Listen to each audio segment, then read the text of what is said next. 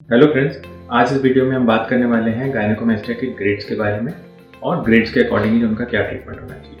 हमारे पास बहुत सारे पेशेंट्स की क्वेरीज आती हैं या कोई व्हाट्सएप मैसेज करता है अपनी पिक्चर्स भेज के कि सर हमारा गायनेकोमेस्टिया है बट इसका ग्रेड क्या है कि हमें कैसे पता चलेगा।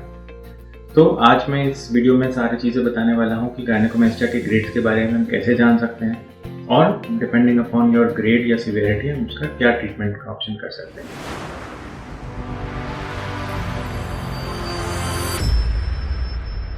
हाय, मैं हूं डॉक्टर सचिन राजपाल। मैं प्लास्टिक कॉस्मेटिक सर्जन हूं और मैं दिल्ली एनसीआर रीजन में प्रैक्टिस करता हूं। दोस्तों, गायनेकोमेस्टिया का जो ग्रेड होता है वो डिपेंड करता है कि हमारे चेस्ट में फैट कितना है और ग्लैंड कितना है। जैसे जैसे इनकी सीवियरिटी बढ़ती जाएगी, जैसे जैसे इनकी क्वांटिटी बढ़ती रहती है, वैसे वैसे इनका ग्रेड बढ़ता जाता है।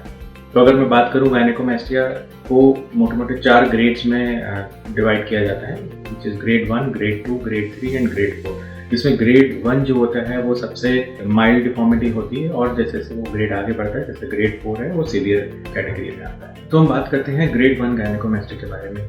ग्रेड 1 गायनेकोमेस्टिया होता है जिसमें आपका जो ब्रेस्ट का ग्लैंड होता है, जो बहुत ही छोटा सा होता है, वो निप्पल एरियोला कॉम्प्लेक्स के बिल्कुल पीछे होता है। पेशेंट की नॉर्मली कंप्लेंट रहती है कि जब भी हम कोई टाइट टी शर्ट पहनते हैं तो उसमें से आपका निप्पल बड़ा प्रोमिनेंटली चमकता है। इस कंडीशन को हम जब एग्जामिन करते हैं तो there is swelling just behind the nipple area complex, जिसे हम पफी निप्पल भी कहते हैं।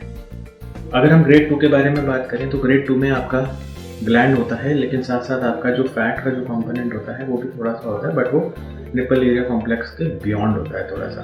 तो ये ग्रेड 2। ग्रेड 2 में एक चीज़ है कि इसमें फैट होता है मगर इसमें थोड़ा सा प्रोमिनेंस होता है, मगर स्किन की लैक्सिटी नहीं होती, स्किन सैग नहीं करती, मतलब स्किन का लटकापन नहीं होता। अगर हम ग्रेड 3 की बात करें तो ग्रेड 3 में भी आपका ब्रेस्ट ग्लैंड होता है, साथ में फैट होता है, प्रोमिनेंस होता है, मगर इसमें स्किन थोड़ी सी एक्सेस होती है। अगर हम देखें तो थोड़ा सा सैगीनेस स्किन का नज़र आता है।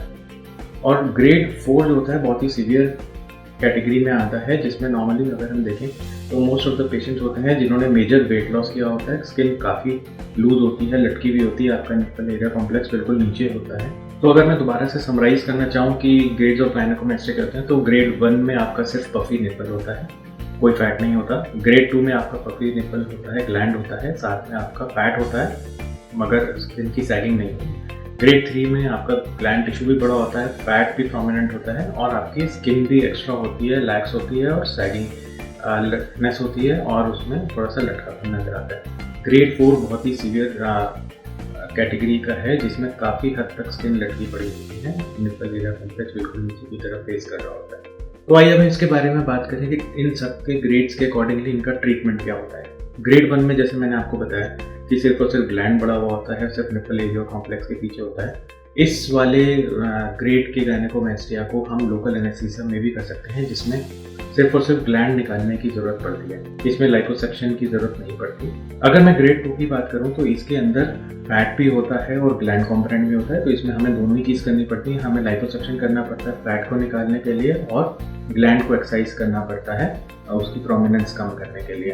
तो इसमें liposuction plus gland removal is the treatment option. इस वाले ग्रेड से ग्रेड 2 एंड ऑनवर्ड्स को हम नॉर्मली जनरल एनेस्थीसिया में प्रेफर करते हैं, सो दैट कि हम एक पेशेंट का बेटर एक्सपीरियंस देते हैं, पेशेंट को पेन कम हो और पोस्ट ऑपरेटिव डिस्कम्फर्ट कम हो। ग्रेड 3 की मैं अगर बात करूं तो इसमें भी हम लाइपोसक्शन करते हैं, ग्लैंड रिमूवल करते हैं और इसमें कई बार हमें स्किन लिफ्टिंग की प्रोसीजर की जरूरत पड़ सकती है, जिसमें सैगिनेस ज़्यादा हो।